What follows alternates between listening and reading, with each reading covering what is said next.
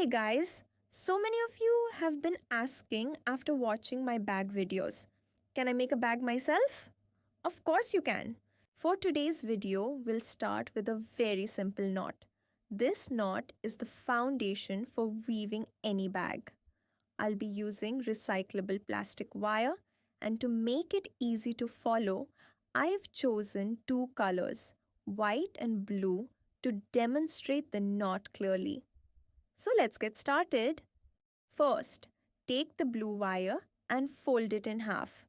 Do the same with the white wire. Fold it in half as well.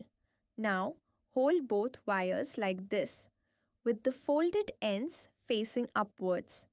Now, take the folded white wire and insert it halfway into the blue wire, just like this.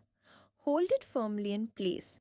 Now, take the bottom blue wire and fold it upward, exactly the way I'm showing you.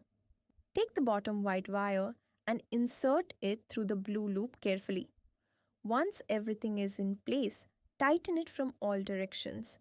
Pull gently but firmly so it locks perfectly.